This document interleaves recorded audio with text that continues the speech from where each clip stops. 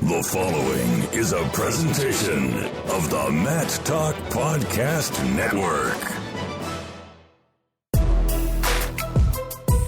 You are now logged into War Up on the Whippeal, featuring your hosts, Greg Warnock and Jeff Upson. PA Power Wrestling. Pennsylvania is wrestling.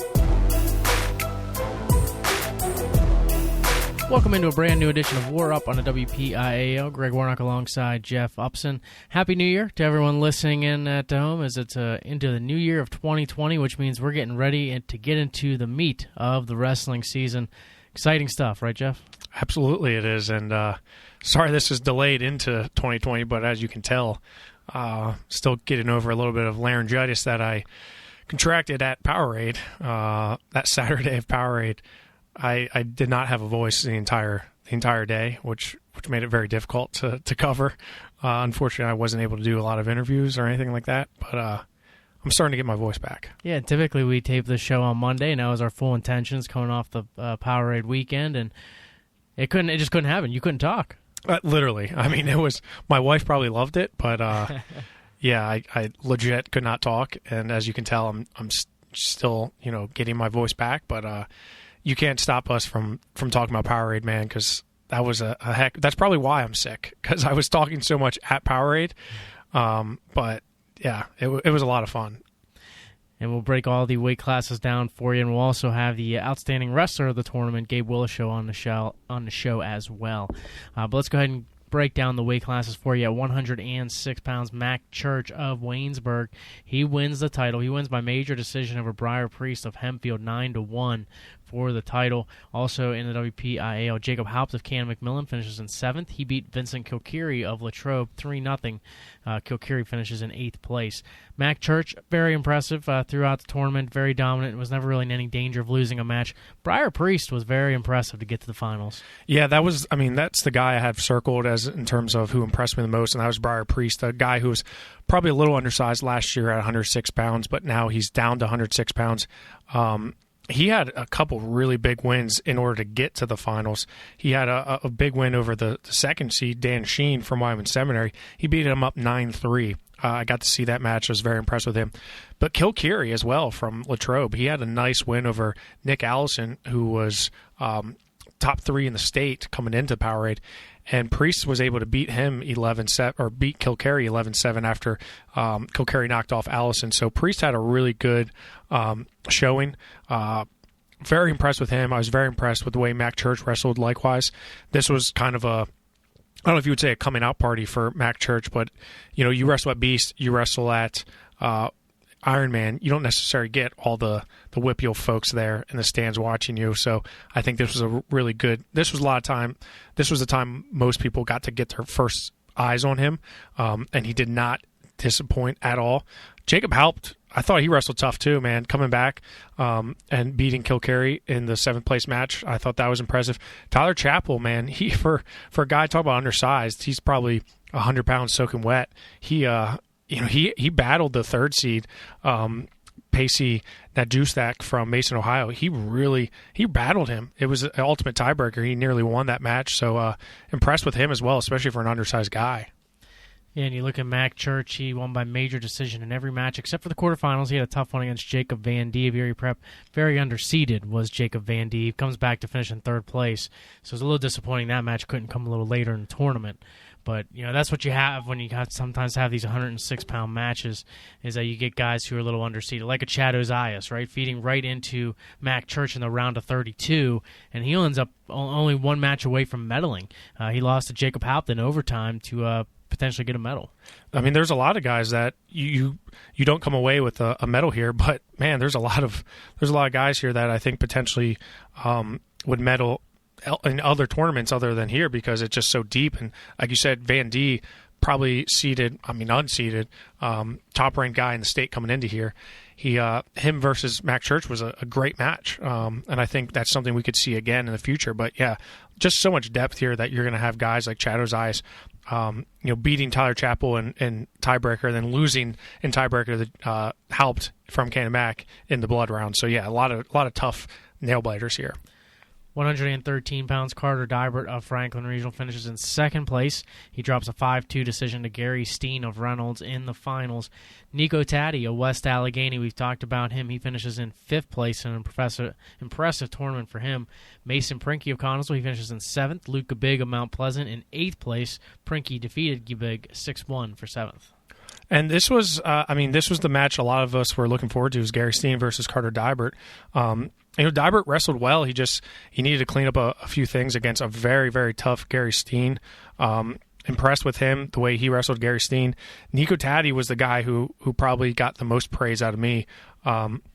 A guy, like we said, we've seen him at Eastern area.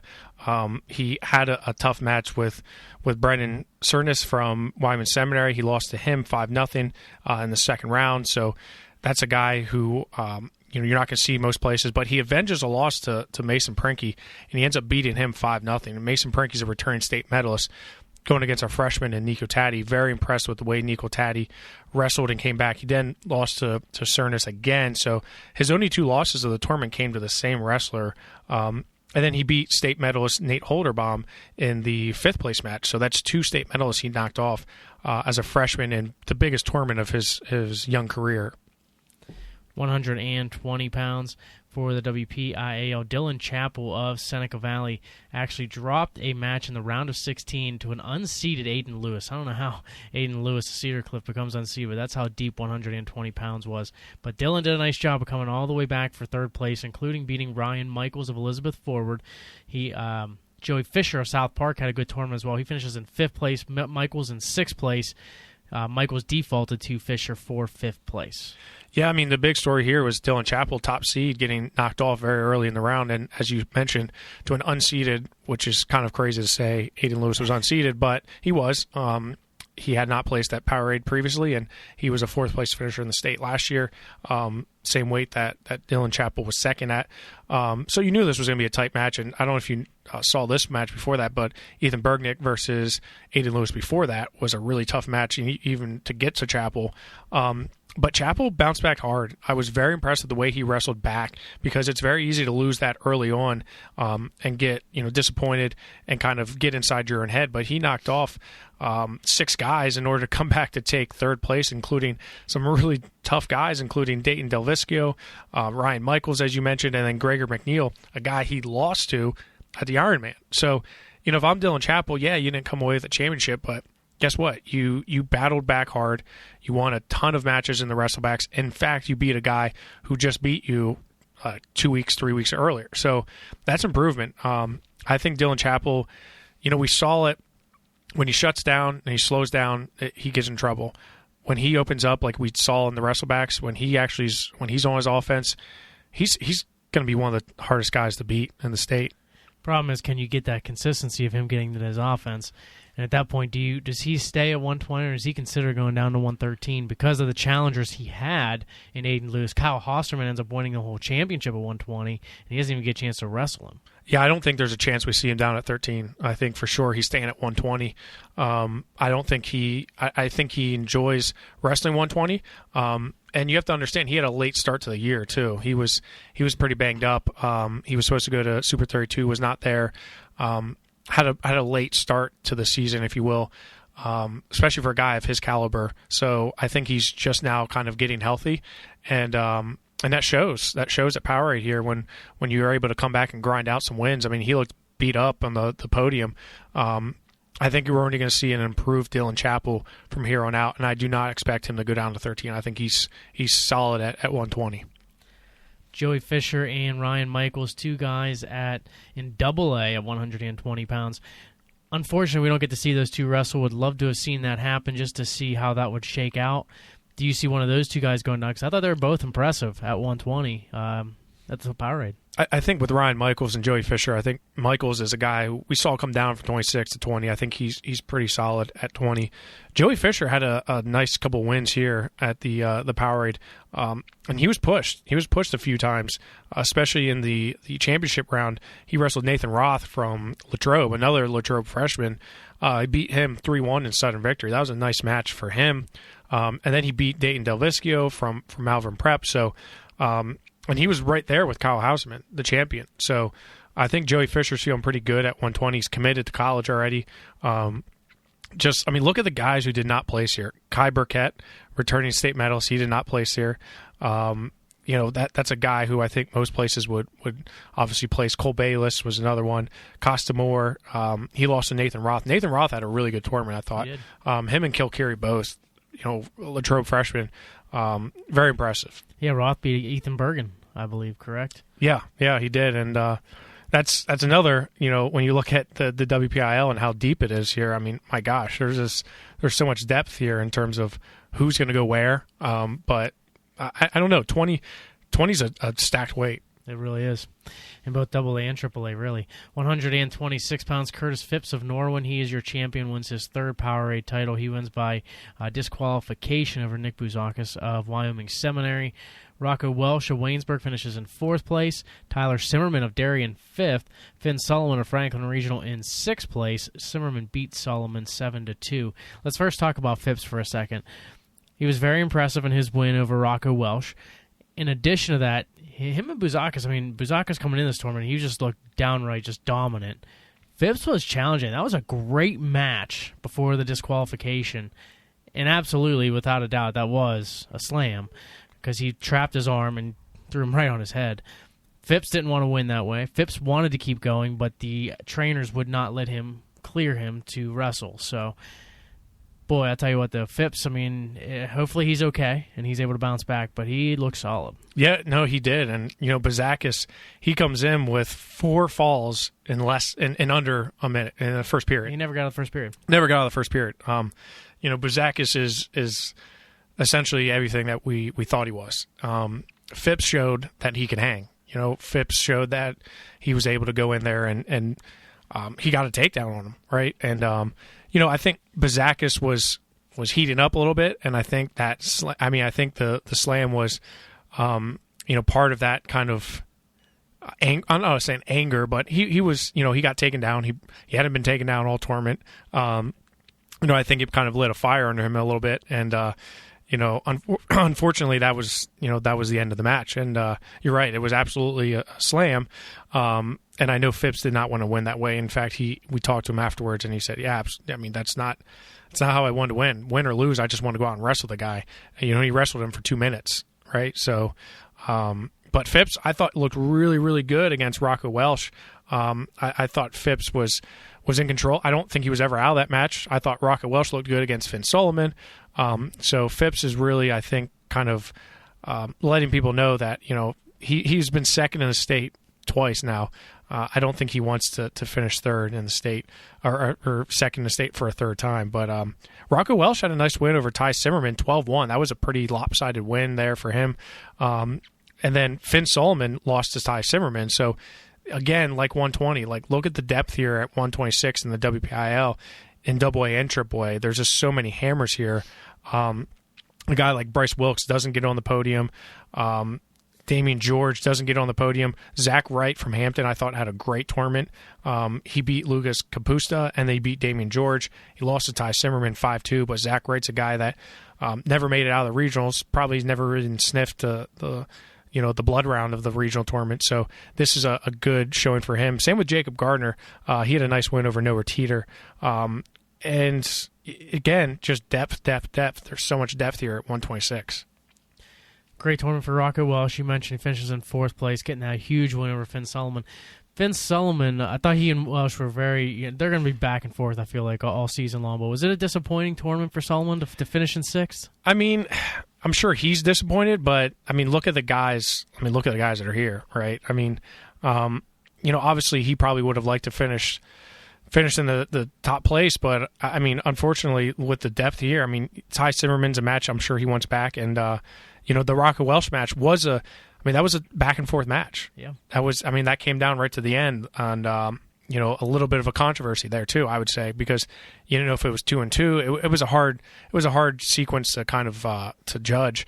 But, if I'm Finn Solomon, I'd take these losses now as opposed to, look at where he did in this, state tournament. No doubt about it. 132 pounds. Gabe Willochell of Latrobe had himself one heck of a tournament. Talked about Bouzakis not getting out of the finals, or not getting out of the first period. Neither did Willochell. He gets pins all the way through to get to the finals, and he actually gets the most falls award. He and Bouzakis were tied with the most falls, but he got it in the less amount of time. But the guys he pins, after the first 2 rounds, he pins Drew Munch of Wyoming Seminary, pins Patrick Noonan of Strasburg in the first period. And then, to top it off, he knocks off 2-time state champion Alejandro Herrera Rondon in probably the most exciting scoreless bout I've ever seen. I mean, these two guys were back and forth, so many scrambles, and then it comes down to the ultimate tiebreaker. Herrera Rondon wins the flip. Willis has to go down, and he's able to get the reversal and get the win. What a great tournament for him. I hate to use the word magical, but it felt like almost a magical run for him. And it's not to say that no one thought Gabe was capable of doing this. I think everyone knew Gabe Willochell was at least most people knew that Gabe was capable of coming in here and making some noise. It's just the way in which he did it. Pinning all first period falls against some pretty decent wrestlers. Ben Eckenrode from Thomas Jefferson's not a bad wrestler. Jimmy Baxter, not a bad wrestler. And then he beats Drew Munch. I would say you win the Ironman, you're probably not a bad wrestler in the first period. And then Patrick Noonan, a guy who on everyone's radar coming into the season was one of the top recruits after what he did at Super 32 and Journeyman. Gabe Willochell pins him first period. And then you come up and you're like, okay, well, he's going against AHR, a guy who just always finds a way to win. And then it goes into tiebreaker. I'm thinking, well, this is where Ali lives. He won a state title, his first state title, without scoring an offensive point. He beat Curtis Phipps without ever having to score a point. He just was able to ride him out. So when it goes into tiebreaker, I'm thinking, well, hey, Gabe had a nice run here, but Ali's going to be able to ride him out. And, I agree with you, Greg. It was a crazy and exciting scoreless match. There was a lot of good flurries there, man. But you kind of felt it, and going into the finals, I had a feeling. I know we talked about this before the finals. I just had a feeling Gabe was going to pull it off. I don't know if it's the way that Ali wrestled. He had a tough 1-0 win against Ian Oswalt from Burrow, where he almost lost that. Yeah, that was a very, very close match there. And I just kind of felt like that when momentum's a real thing in wrestling, and especially when you're rolling through like Gabe was, I just felt like he had the momentum rolling, and it was just a matter of time until he broke Ali, and it just so happened it was literally at the last second possible. And for Herrera Rondon, he has that tough match against Oswald. Then he has a tough match against Willochell. What do you do with your AHR right now? Are you thinking about going down in weight? Do you stay where you are and just try to study with, Willochell's going to be there, right? Willochell's not going anywhere. He's going to be challenging you for the WPO Championship and the state. What do you do for your AHR? I think you stay exactly where you're at. There's no reason to go down. We talked to him on the podcast last week. He's comfortable at 132. He took a loss, but you can't run. You go down to 26, who you get? Rocco Welsh, Curtis Phipps, Finn Solomon. So, you're not – yeah, he has a win over – yeah, he's beaten Phipps before. But, you're whether you go down and you cut hard to get to 28 or you stay at 32, I think he's in a decent position either way. He just got to almost like he and Dylan Chappell need to take each other's advice, right? Open up their offense a little bit and get after, because I think the big thing, Herrera Rondon, when he was at 113 and he was at those lighter weights, you could get away with those close matches. It's harder to do that when you get the heavier you go up. Yeah, it is. And, I don't think it's necessarily a weight thing with him. I think it's just Gabe's a really good wrestler. I think Gabe's he's a 2-time state medalist. He's has wins over Ed Scott. He's got a really good resume. And this was just his time. So, and that's a ultimate tiebreaker match that can go either way. It's an ultimate tiebreaker match that Ali has lived in ultimate tiebreakers before. So, I really don't see him going down, and I think it's just a matter of getting back to the drawing board. He's taken losses before. He lost at Ironman. I think it's just getting back to the drawing board. He doesn't drop 5 spots down. He's still second in the state. Looking at the other WPI wrestlers, Ian Oswald, we mentioned him as well. He finishes in 5th place. And Cole Hamid of Waynesburg finishing in 6th place. Oswald beat Hamid 8-0 for 5th place. Good tournament for both those guys. 138 pounds. Sam Hilligus of North Hills unable to defeat Bo Bartlett for the second time they wrestle in his high school career. He drops a 5-3 decision. Hilligus finishing in 2nd place, his 3rd loss of his high school career. Wyatt Henson finishes in 3rd place from Waynesburg. He defeats another big story from the tournament, Chan Shear from Seneca Valley. 13-5 for 3rd. Shear finishes in 4th place. John Altieri of Norwin, he finishes in 6th place. Jared Kessler of Connellsville finishes in 7th place. We could talk about a number of things here at this weight class, but let's first talk about the story of the tournament, Chan Shear. We talk about all the falls. He pins Kenny Kaiser in the round of 32, and then he also pins Caden Stout from St. Clairsville, pins Jared Kessler of Connellsville, and then he ends up pinning in the consolation round after being pinned by Bo Bartlett. He ends up getting a fall over John Altieri. Man, was that guy getting a lot of falls. Him and Gabe both. I mean, those were the two stories in terms of who kept on making noises. And Chan Shear, his pin against Kenny Kaiser was a great, that was a great match, and that was a great win for him. It's easy to just stop there, right? You get a big pin over him, and then it's, hey, man, that's a marquee win. He didn't shut down at all. He just kept on rolling through. He looked kind of just, kind of like Gabe, kind of went with the flow. He didn't really seem to get too emotional about it. And, after that win, that Kessler match was that's another big match for him. Kessler's a guy who we've seen before at the Surge. He was a runner-up to Kenny Kaiser. Chan Shear comes out and pins him in under a minute. He's dangerous. Obviously Bo Bartlett, he said, I'm not playing that game. I'm a little bit more dangerous than you. I'm gonna put you down. That's obviously one of the top guys in the nation for a reason. So I don't think Chan's probably was too upset about that. But then you come back, and as you mentioned, he has another big win over John Altieri. Again, 48 seconds, so you're talking about under a minute.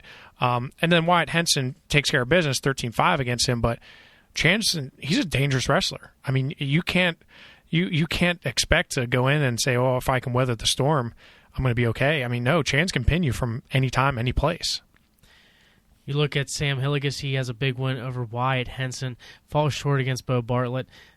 Hilligus seems, when he faces guys who are ranked ahead of him or ranked in a similar regard, he seems to shut down for whatever reason and can't quite get over that hump of beating the big guys, right? He's lost to Bartlett twice, lost to Klebov once, and it's obviously Hilligus is a great wrestler, so it's not to knock him, but if you want to be that truly elite number one guy in the nation, you got to win those tough matches. But he did get a big win over Wyatt Henson, and he dominated him.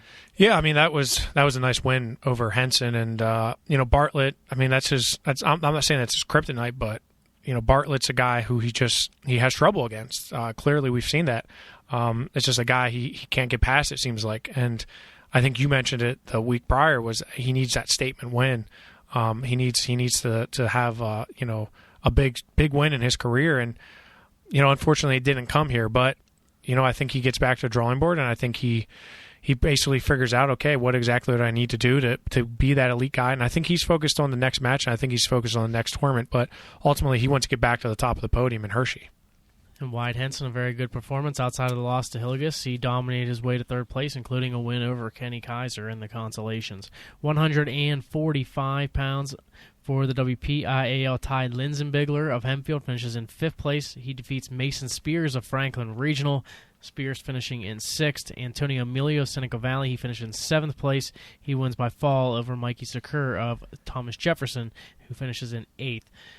Solid performance by all 4 guys from WPIAL. Really impressed by Spears, though. Absolutely, I am. And, he's a guy who, I think he doesn't get talked about as much. I think he's ranked pretty high. He was ranked pretty high. But I don't think he gets as much credit as he probably deserves. He comes in here, has a great POWERade tournament. Jackson Gray beat Colton Stone King, and then Jackson Gray drops to Mason Spears 5-3. Those are 2 guys that have been back and forth. But he follows up a win against Jackson Gray with a win over Antonio Emilio, a guy who we saw go to overtime with Ty Linzenbigler. Spears is able to beat him, and then drops to Panero Johnson. And then he's right in there with Ty Linzenbigler. And he was right in that match with Panero Johnson, too, I think. Spears just finds a way to he grinds people out, man. He's relentless. He's very strong. I'm really impressed with the way he's wrestled, and it's hard for me to believe that this is a guy who's never made it to the state tournament because he's beating so many tough guys. Ty Linsberger got absolutely steamrolled by Eric Gibson, which was crazy because I thought Ty Linsberger was wrestling really well. It just shows. I mean, Eric Gibson was obviously doing pretty well himself. I was impressed with Linsberger to come back and get those wins that he needed over Mason Spears. Michael Zakar from Thomas Jefferson, very impressed with him. I wasn't completely. I didn't get to see a whole lot of him this year. I've seen him before, but he got a nice win over Chance Krantz from Norwin, and then had another nice win over Isaiah Wright from Malvern Prep. And then he makes it to the medal round. He does fall to Antonio Emilio, but still, for a guy who's on the bubble, if you will, that's a really good performance for him. 152 pounds of WPIAL, only with one medalist, and that was Connor Redinger of Quaker Valley. He finishes in 8th place, but a number of guys getting to that last round where they could have gotten a medal. Tanner Rohaley lost in the Concy round 4, and he lost to Redinger 4-2. Sammy Starr, he falls one win shy. He dropped the match to Connor Kievman. And also AJ Corrado of Burrell dropping a loss to Cameron Robinson. All three of those guys very close to getting on the award stand.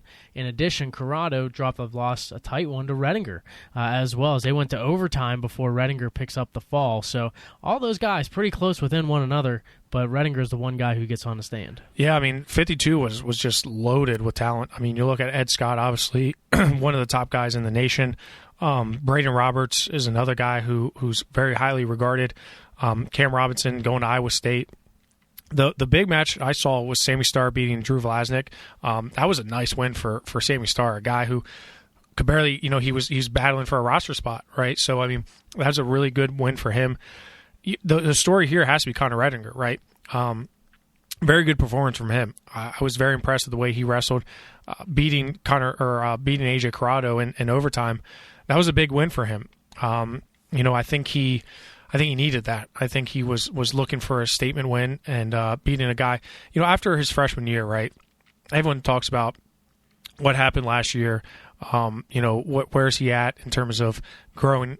Moving up so many weight classes. He looked good at 52. I have to say, impressed with the way he competed. As you mentioned, not only beating Corrado, but then coming back. He did battle against Tanner Rohaley. That was another good match. That was to grind out a win. He made it a point to come up and say something to us about rankings. I think Connor needs to lay off what people say about him and probably not look at the rankings as much and probably stay off Twitter and focus on wrestling more than the non-wrestling things that go on because he has potential to be a really a bright star in the WPIL, going on to possibly win his 4th WPIL title. He's got a lot going for him. He just needs to stay focused. Yeah, it's the bugaboo for a lot of wrestlers, right? Going into looking at the rankings and seeing where their name's at and then talking about it, and instead of talking about it, just show it on the mat. So that's where he needs to focus his energy for sure. But you look at him, I think the biggest thing with him is, can he stay healthy? Right. And he got injured again at the POWERade tournament against Connor Kievman, and that's why he ended up finishing in 8th place. And if you look at a comparison between him and AJ Corrado, because those are probably the best two in the WPIL at this weight class, they go to overtime, right? So to me, I feel like they're probably comparable as far as talent wise. They wrestle 10 times. One guy will probably win 6, the other one will probably win 4. Yeah. And out of those 6, I would probably give it to Redinger. I'd probably give him the slight edge. However, if he's not healthy, right, I give that edge to Corrado. So that's where, Redinger, again, just like you said, don't focus on, what everybody's saying about him. What he needs to worry about is wrestling. And staying healthy. And getting healthy. Right, and if you're healthy, maybe you win 7 of those matches against Corrado as opposed to 6 because you're healthy. Right. But he's got to be healthy. I mean, there's no doubt in my mind, if he's healthy, he's finishing high on the podium in Hershey. He's filled out well at 152. He's filled out well. Last year, I didn't think he was as filled out at was it 138 last year? Yeah, I mean, that's a huge, 1 of 6 to 38, yeah. Yeah, I mean, and then you even look at that 6 to 52. I mean, yeah, that's a hard transition for him, but he is filling out. I mean, he looks like he doesn't look like the little lightweight that we've seen before. He looks like a guy who's put on mass. He looks like a guy who can obviously hang with some pretty solid guys. So again, I think if he is healthy, he's high on the podium. It's just a matter of staying healthy and staying consistent in his training and the way he goes into matches, because clearly against good guys, I mean, he's able to grind out wins. I mean, Tanner O'Haley and AJ Corrado are good wins for him. And I think he would have battled Connor Keeveman and then seen where he was at against. I would have loved to see him against Caleb Dowling from St. Joseph Catholic, because that's a guy who's number one in state. You want to see where you're at. Like, that's the guy you want to be able to push it against. But yeah, I agree with you. He stays healthy and then he stays focused. I think sky's the limit for him. 160 pounds. Jack Bloomer of Kiski finishes in second place. Luca Augustine of Waynesburg finishes in fifth place. And Brendan Finnerty of Thomas Jefferson finishing in seventh. Impressed with Finnerty. Bloomer, a guy who, this is kind of ironic, he's wrestling a guy from West Virginia. He's going to West Virginia. The guy he's wrestling is not going to West Virginia. Jack Bloomer had a tough match against John Martin Best, who's one of the top guys in the nation. You look at Luke Augustine, after his performances at Ironman and Beast, you kind of thought, okay, when's he going to slow down? And he did have a couple matches where I thought he was better than Shi, but he gets pinned by him. And Finnerty was very impressive the way he was able to compete. He beat Kurt Thompson, who I was impressed with. So, yeah, that's a good showing for three WPI guys here. 170 pounds. Max Stout of Mount Lebanon, a very strong performance. He finishes in fourth place, and he is the only WPI wrestler to medal in this one. And Max Stout, man, talk about just impressive. I'm always impressed when I see Max Stout wrestle. And he just seems like he gets better and better every time he wrestles. He had a tough match against Tyler Stoltzfus, 1-0. I think he comes back to the drawing board and he could possibly get a different result against him. Stoltzfus is one of those guys where he can win. He's kind of like Howley. He can win a match 4-3, 2-1, 1-0, and be completely comfortable with that. He just seems to be finding ways to win. But Max Stout, man, I was very impressed with the way he competed in a very, very deep weight class. As I mentioned, 70 was probably the deepest weight class. And Lenny Pinto, one of the highest regarded wrestlers in the nation. I mean, he signed in Nebraska, one of the top guys, Fargo champion. He goes to overtime with Max Stout. A few more adjustments, and I think Max Stout can come on top of that. I mean, 5-1 in sudden victory. I would have loved to see Trey Kibe and Max Stout go at it, but Trey Kibe was a little bit banged up. Another guy who I was impressed with was Patrick Kuchmember from Quaker Valley. Yeah. He had a nice win over Nick Delp. Nick Delp didn't have the tournament that he wanted. Tyler Kochak from Hampton had another good tournament as well. He beats Kuchmember 9-2. And then loses the Max Stout. So I mean that there's a couple good performances, and Delp's a returning medalist here. So I mean, and he doesn't get on the podium. Yeah, Delp doesn't have a great tournament either. There's Trent Schulteis of Freedom. He doesn't either. He gets tech-folded by Jaden Bullock of Oscar Smith, and he also gets pinned by Cale Krebs. Cale Krebs had himself a tournament. In addition to beating Schulteis, he also got a win over Nick Delp as well. So Cale Krebs, a guy who's from Montoursville, we'll see in the state tournament, but he had himself some big wins against WPIL guys. Also, he pinned Matt Furman as well, right? Yeah, McMillan. So he knocked off some big WPIL wrestlers. But yeah, I would say overall for WPIL, and again, such a deep weight class. Very happy with Max Stout, but other guys I think wished it would have went out a little bit better for him. Yeah, I mean Schulteis. I mean you're a state runner-up, and you're not. He's not even in the blood round of the POWERade tournament. Caleb Krebs is a really solid wrestler, so I'm not surprised to see that. But Trent Schulteis is a guy who I think a lot of people were curious to see how he did at this weight class. 182 pounds, Garrett Ninehouse of Cannon McMillan. He ends up winning the title in a tremendous fashion. He wins by major decision. Donald McMillan of Peters Township had a great tournament. He finishes in third place, and he does it with a fall over Ryan Weinzen of Norwin for third place. Weinzen finishing in fourth.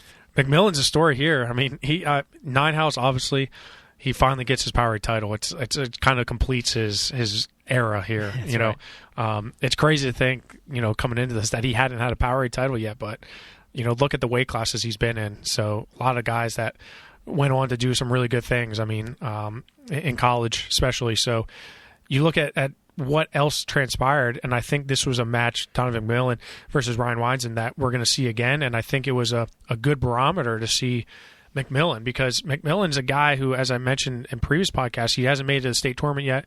He's a big-time football player. I think he's a pretty good. I don't follow football, but he apparently is pretty good. Yeah, but he was all state. Yeah. So I mean, he's, you look at it and you say, okay, well, how's that transition to wrestling? Well, clearly, I mean, he pins Bryce McCloskey from Reynolds, and then he pins Ryan Weinzen. That's a pretty good performance for him in a tournament that is highly regarded. So I was impressed with him, and I'm very curious to see, can he sustain this throughout? Can he stay healthy? Because if he does, man, I mean, remember, he has a win over Trent Schulteis. I think McMillan's a real deal. I'd like to see him do this in February, March. Yeah, no doubt about it. 195 pounds, Luke Stout of Mount Lebanon. He gets the big win in the finals. The highlight match, he defeats Nicholas Feldman of Malvern Prep 3-2. Austin Wally of Elwood City had a heck of a tournament as well. He finishes in third place. Braden Roskoski of Kiski, he finishes in fifth place. Justin Kramer of Hempfield in seventh. Justin Hart of Hampton in eighth. They did not wrestle those. Hart had injury default.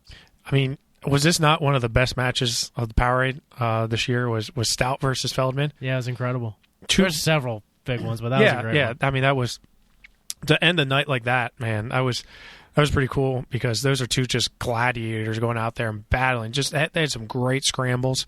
That was I've never seen, I don't know if you've ever seen this before, Greg, a stalemate. Did you remember that stalemate? Luke Stout had Feldman up in the air. Yep. He had one. I've never seen a stalemate called from that position. I was shocked. Like, how do you, the guy has I mean, I just don't. That's like someone holding a tilt. Like, you get your points, 10 seconds, 15 seconds off the match, and you're just holding there, and they call a stalemate, right? You're like, what? I don't. I mean, that was kind of bizarre. But Luke Stout had a great showing there. I was impressed with Wally. He had a tough loss to Feldman, but he was able to bounce back. Roskoski, man, he's wrestled well too. He's wrestled well. Beat a tough Justin Kramer 5-2. It's interesting, you look at this weight class, because there's a couple good guys here that I thought, probably ended up maybe not performing as well as they wanted to. Tyler Rohaley, I thought wrestled well, but then got pinned by Justin Hart in less than a minute here. You look at Cole Weightman from Trinity. He beats Justin Kramer, then loses to Braden Herbster, so he doesn't get on the podium. I'm sure he wishes he would have that one back. Really a lot of depth here for the WPIL, especially. I think 95s are just loaded in the WPIL. Yeah, no doubt about it. A lot of solid wrestlers. It'll be interesting to see how they shake out here come February, March. Yeah, because, I mean, you look at 95, it's like, where are you going to go? Are you going to, I mean, you can't really move around. It's not like, the drop to 182 is an easy drop.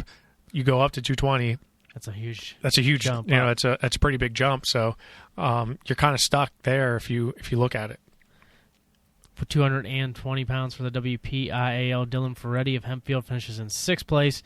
Evan Miller of Cannon McMillan in 7th.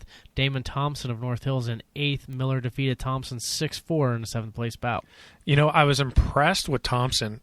He had a chippy match with Braxton Amos. He ended up getting tech followed, but it was a chippy match there.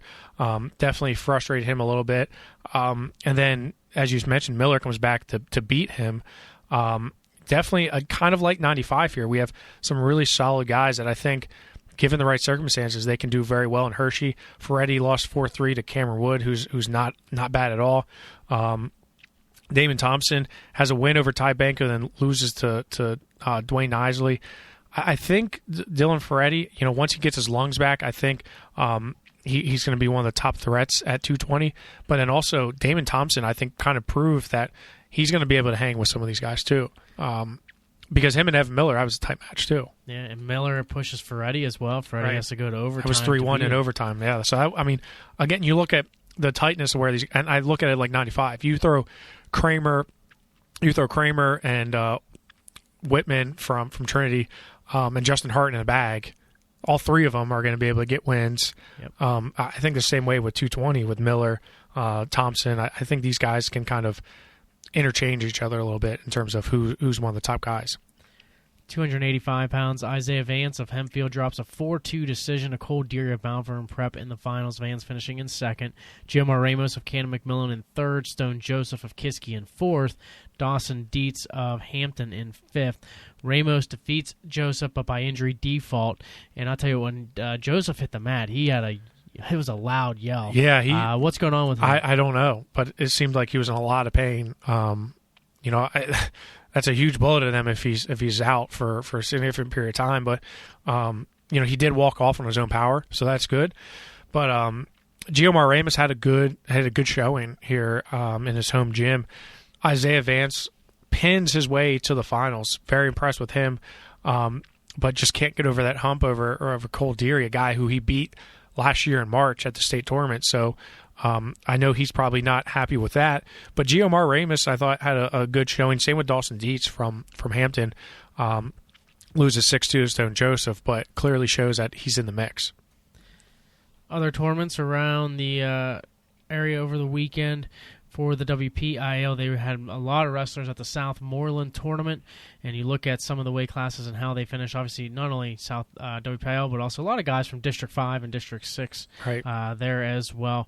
Burgestown Shane Ilgenfrance finishes in third. Micah Hughes of Valley in fourth for the WPIAL. 113 pounds, Levi Donnell of Butler. He finishes in first. Tyler Diggins of Moon, he finishes in third place. And Levi Donnell, I mean, you're talking about a very stout freshman who I kind of thought was going to be at 106 this year. But it seems like 13's a good weight for him. Beating Connor Saylor from Hickory, who's also very tough. I'm impressed with Donnell.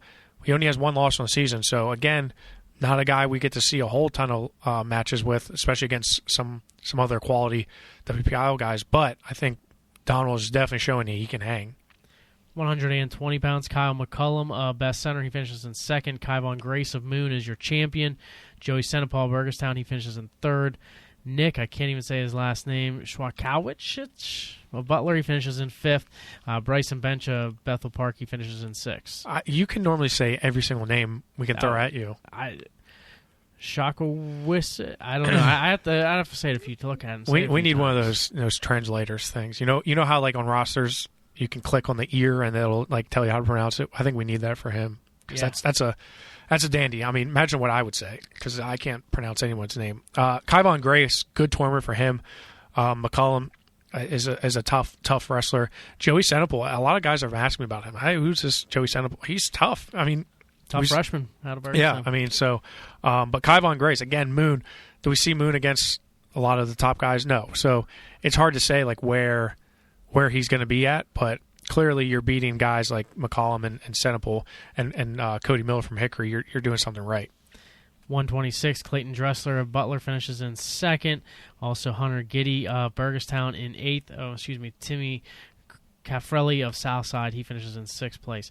132 pounds, Cody Kaufman of Greensburg-Salem, he finishes in third. Nate Yeagle finishes in sixth. Tyler Barish of Best Center won by default over Yeagle for fifth. And Andrew Johnson of Southmoreland in eighth. 138 pounds, Parker Loera of Bethel Park, he finishes in third. Todd Fisher of Best Center in fifth. Greensburg-Salem's Colt Rubrick in seventh, and Ben Cedar of Upper St. Clair in eighth. 145, Rocco Ferraro of McGuffey, he wins the title over Nate McMaster of Butler 3-2. Also in the WPIL, Nick Yeski of Southmoreland over Trevor Pettit of Best Center for fifth, 5-1. 152, Ian Ewing of Greensburg-Salem, he wins the title over Shane Kemper of Burgettstown 6-0. Steve Green of Butler wins by fall over Vinny Rapole of Bethel Park for fifth, and that's it for the WPIL at 152. Yeah, and Ian Ewing from Greensburg-Salem, a guy who's I love to see him compete against these top double-A guys because he beat Alex Supanik from North Star, who at one time was ranked as high as like 3 in the state. He's a returning state qualifier. Ewing beat him in the semifinals 2-0, but then follows that up with a tough win against Shane Kemper 6-0, top seed here.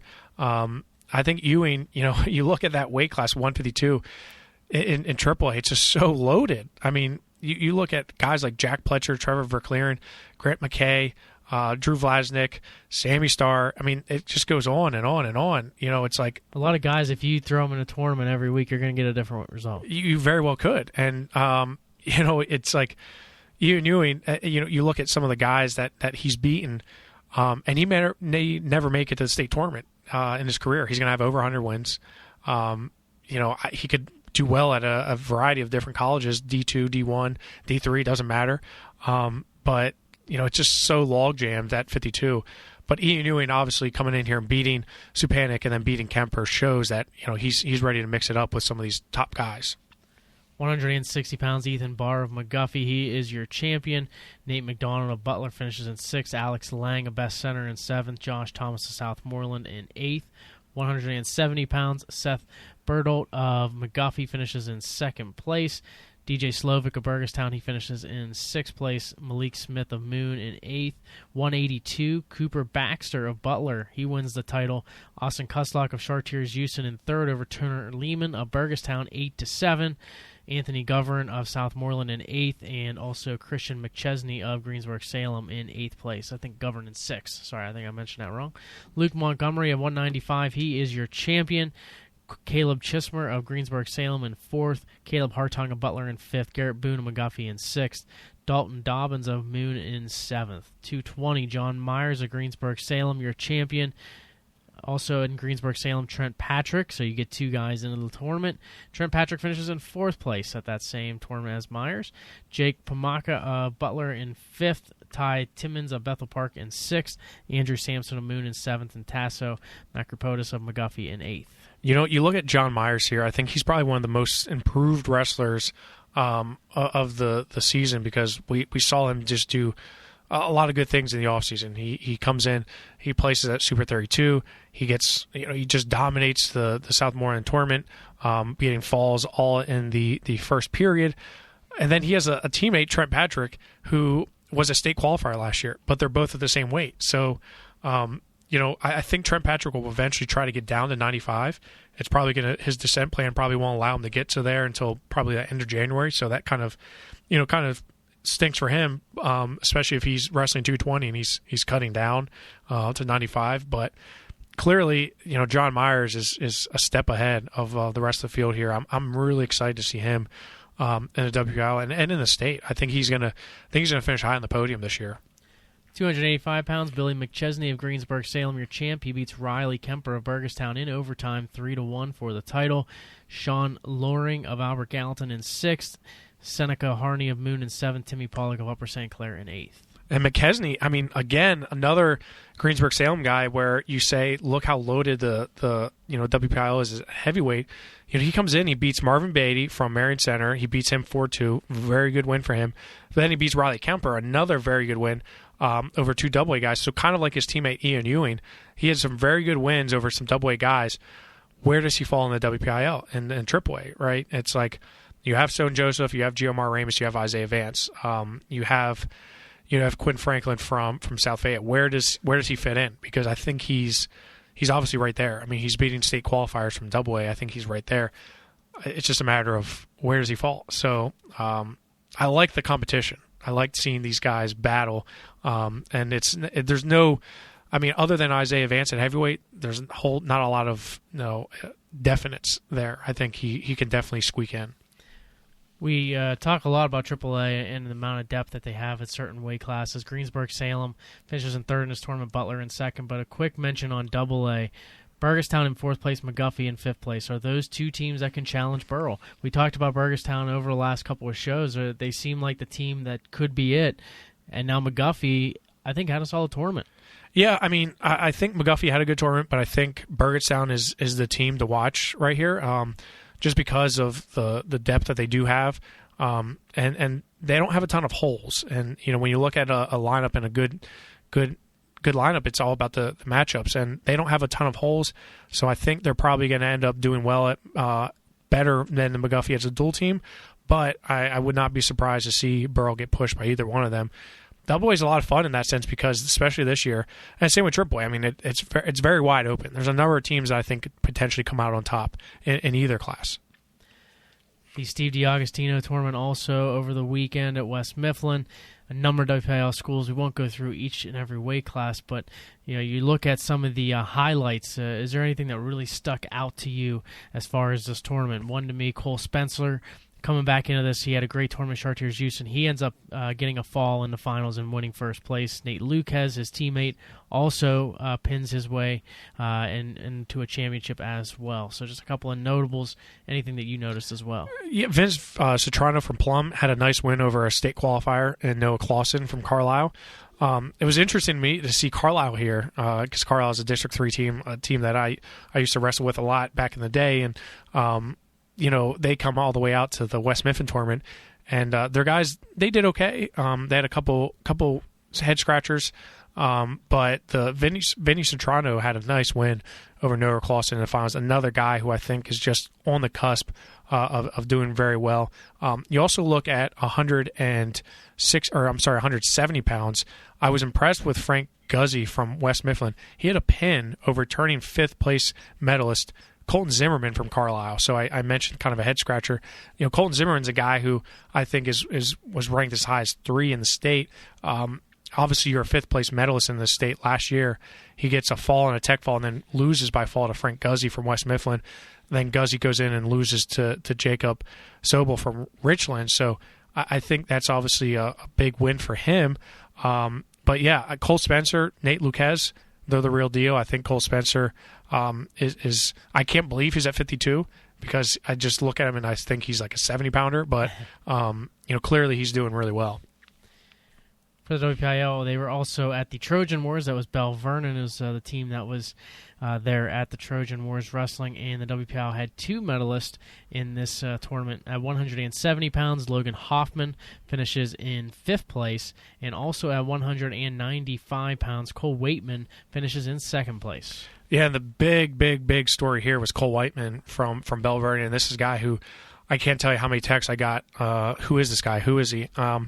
And the reason why not a lot of people know him is because he's a sophomore and he missed majority of the season last year with an injury. I think he was 9-3 last year, but he was highly regarded coming in as a freshman. He was on our top incoming freshman report, and he's like I mentioned, a football player. But he comes in here and he beats Jake Lucas from Cumberland Valley, who is a 2-time state qualifier, surge place winner. One of the top guys at 195 pounds, has a couple wins over Max Hale, who's a state medalist going to Penn.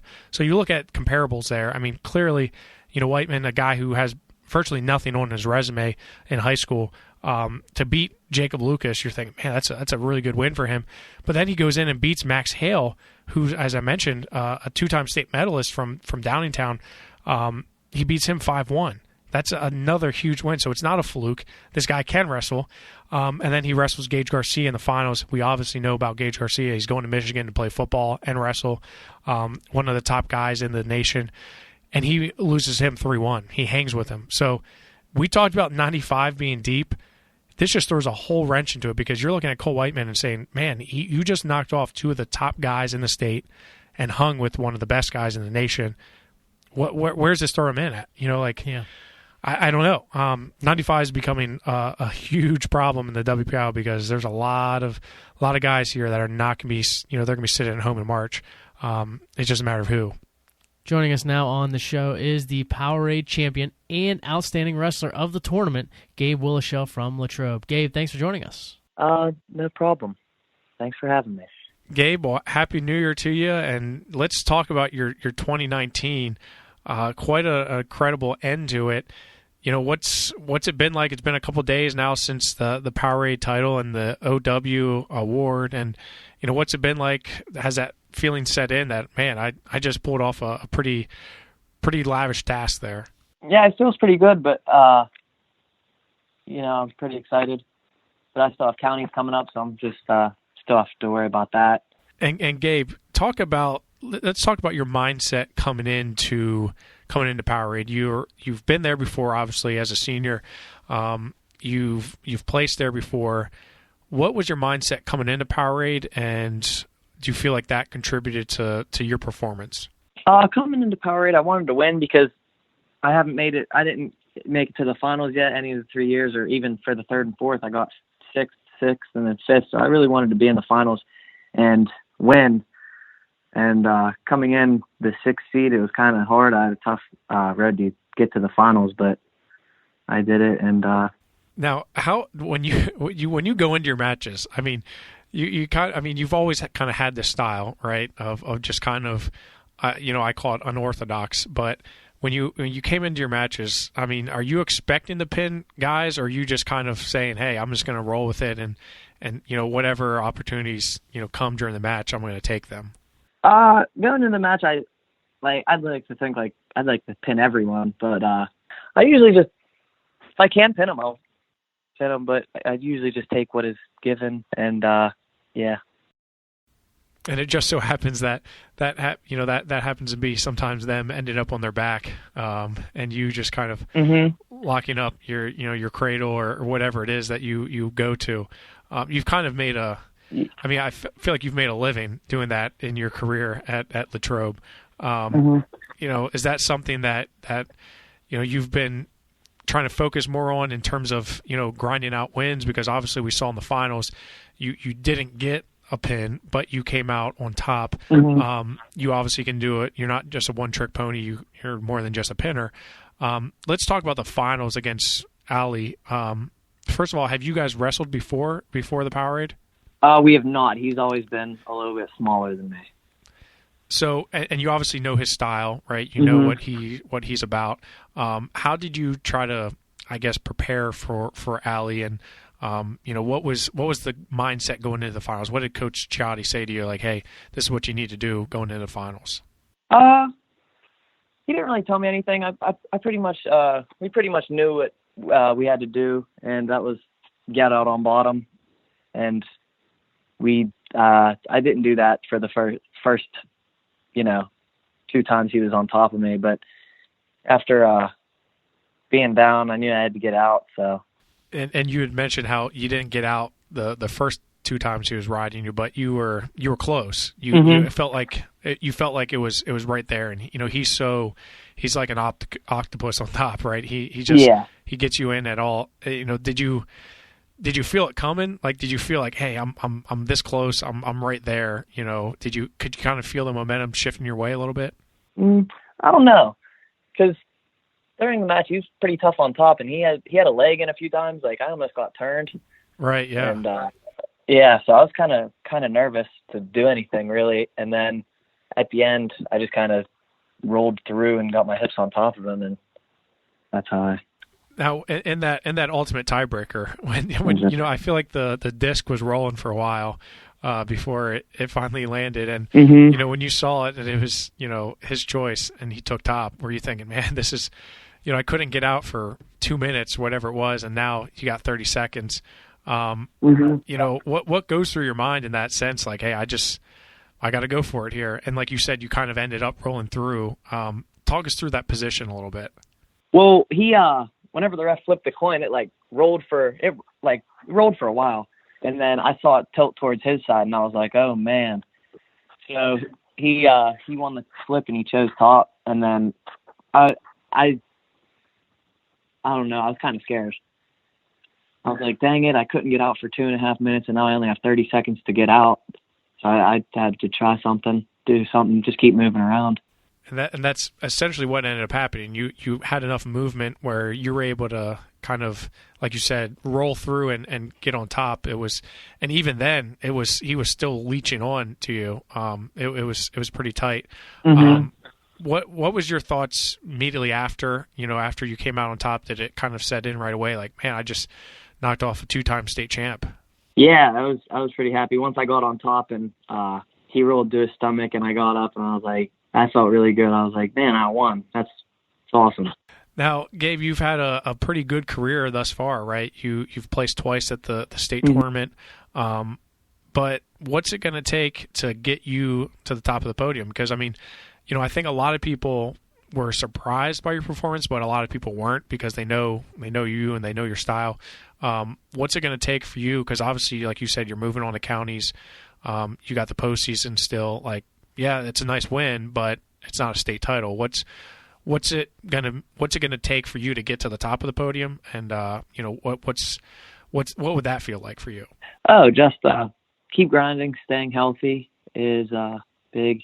I mean, if I get hurt, that wouldn't be good. And keep doing what I'm doing right now. I mean, do you feel like a little bit like, I feel like, do you have no pressure on you? You have your college decision made. It's your senior year. Do you kind of, I mean, you're a free-flowing guy to begin with, right? You kind of just roll with it. But it seems like even now that as a senior, you're just kind of like, hey, man, whatever happens, happens. Is that kind of the mentality you have? Yeah. I mean, I can only do so much. I'm going to try to win, but if not, I still have a few more years of wrestling. So, I mean, I'd like to win, but it's And you had talked about you have a few more years to left in the tank to wrestle. Talk about that decision. You're going to Edinboro. Talk about what that decision was like and what kind of set Edinboro apart from other schools. I liked Edinboro because it was close, like close enough. It wasn't too far. I liked the team and the coaches, and it was really nice there. Now, was that a hard decision for you to make? I'm sure you had other schools interested. Was it a tough decision for you, or did you feel pretty confident that, like, hey, Edinboro is where I want to go? It was a tough choice, but I mean, I had to choose between a few schools, but I liked Edinboro the most, so that was. How did you celebrate your POWERade performance? Did you have a nice big meal? Did you have anything? Did you do anything fun and crazy? No, I actually just came home and went to bed. And then I'm sure you had a workout very soon after that. I'm sure there was no rest for you, right? No, I had a day's rest. Sunday I had off, and then Monday we were back at school practice. Talk about the team this year. You guys got a lot of young guys: Nathan Roth, Vincent Kilcarry, and even Jack Pletcher. Talk about, and you're kind of like the, you're the leader. You're the senior. What's a team like? What's the, how far can you guys go as a team, and what do you like about the team? I like how they all work hard. They're all tough kids. Every day they come in the room and they want to get better, and it's easy to be on a team with them because of their personality and how they work and stuff. So it's pretty easy to get along with them. And I don't know, our goal. I mean, we've done better every year that we've that I've been on the teams. Our team record has improved, and we just keep getting better. Last year we made it to, I think we lost in the first round of team sections, but this year I think we want to go a little bit further. They go to win a few more matches in team sections. Yeah. In terms of some of your teammates like Nathan Roth and Kilcarry, how do you think they can do? Because you were a freshman, and you know what it's like to compete at that level. What's the advice that you give to them when their postseason runs are coming up? Well, whenever I was a freshman, I got nervous a lot before the big matches. So, my biggest advice would be just wrestle it like every other match going into the postseason, and don't treat any other match like, treat them all the same.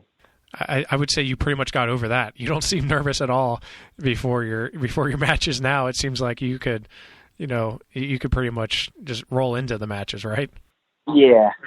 Do you feel like that's an advantage for you? Because, like you said, a lot of it is that mental game. Do you feel like that's obviously a benefit for you to kind of be at ease going into those matches, those big matches? Yeah, I definitely think it helps a lot to not stress yourself out over matches. That kind of the wrapping up the questions here, Gabe. What would you do differently if you have to wrestle Allie again? Do you feel like you could get to your offense? Do you feel like you could get a takedown so you don't have to go into that tiebreaker situation? Do you feel like there's areas for you to improve upon? Yeah, I feel like there was a few things that I could have done better in that match. Like I was in on a few shots and I couldn't finish, and then we had a few stalemates that probably were, I don't know, different positions, and could have turned them on top maybe, but got stopped because I had the arm behind the back. And you said you have counties coming up next. That's a big one. Have you won counties before? I have not. I've gotten second 3 years in a row. Second 3 years in a row. Yeah. Okay. Well, now's your chance, right? Now's your chance to come out on top. Talk about that going into your final counties tournament, because I know that's obviously a big one for you. What's it going to be like going into your final county tournament and your final postseason? I'm excited. I really have wanted to win counties for a while, because it's something that I've made it to the finals every year and lost. So it just motivates me more to want to win.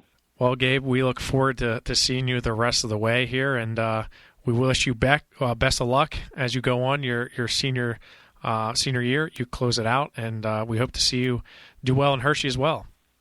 Thank you. All right. Well, Gabe, thanks for joining us, and we hope you enjoy 2020, okay? Thanks, you too. All right. Thanks, Gabe. Thanks again to Gabe Willochell for joining us on the show. Should be a lot of fun to see here as we head into the coming months as we cross over in 2020. We look at the first tournament action coming up this weekend in 2020, and it's a lot of county action.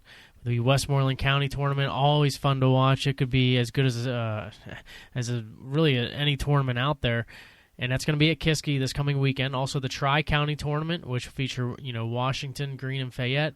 They will be at South Fayette for that tournament, and the MAC tournament, which is essentially like the Beaver County tournament, that'll be at Ambridge this weekend. So 3 big county tournaments all coming up this weekend. Yeah, I mean the county tournaments, and we'll see Allegheny in a couple weeks, but always a good time to see where you stand against some guys that you're going to be having to compete with in your section and district tournament. So always a good time, and this is when we kind of see guys come down in weight class a little bit. So. Clearly, it's going to be a fun 2020. It should be a lot of fun to see how it all breaks down, and we'll make sure to break down the entire tournaments for you here next week as we talk about that and we start to heat up and do a section wrestling action. And hopefully by next week, Greg, I'll have my voice completely back. That's the hope, right? Because this is rough, man. I'm like, dragging. Well, I got to give a shout-out to POWERade, the Seneca Valley managers. We call them mat maids. I don't know if that's politically correct anymore, if you can call them that. The mat managers from Seneca Valley. Just some of the hardest-working mat managers there are out there. They were able to come away and give me some hot tea on one of the breaks because they heard my voice was not doing so well, and they came back with some hot tea for me. It helped a lot, so shout out to Seneca Valley. Wow, you got a lot of people looking out for you. I do. I mean, you helped me out at POWERade. You got me a water. I hooked you up just today. You just gave me like 5 cough drops because I just went through 4 bags, so I'm kind of low. I'm pretty low on cough drops and tissues. But yeah, I mean, if it wasn't for the people helping me out, I don't know where I'd be. I'd probably be in a gutter face down somewhere. But yeah, I mean, it was a lot of fun. POWERade's just one of the greatest. I love POWERade. I wish we could have POWERade every weekend because that was so much fun. You would never be able to talk though. No, never. Again, my wife would probably be pretty happy. Oh, she'd be thrilled. But yeah, hopefully next week when we get to recap all the action, we'll be able to talk a little bit more about. Did we mention the Midwinter Mayhem? No. At IUP, that's coming up this weekend too. That's a huge tournament. Is that this weekend or the next weekend? I'm sorry, that's 2 weeks from now. I jumped the gun. Just a little bit.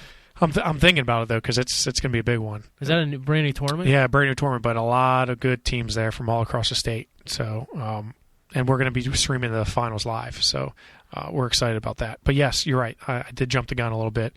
County tournaments are first. And we'll see in go full breakdown in that, and we'll preview the Midwinter Mayhem here coming up next week. I want to thank our guest, Gabe Willochell, for joining us on the show. For my broadcast partner, Jeff Upson, I'm Greg Warnock. Thanks for listening in to War Up on the WPIL.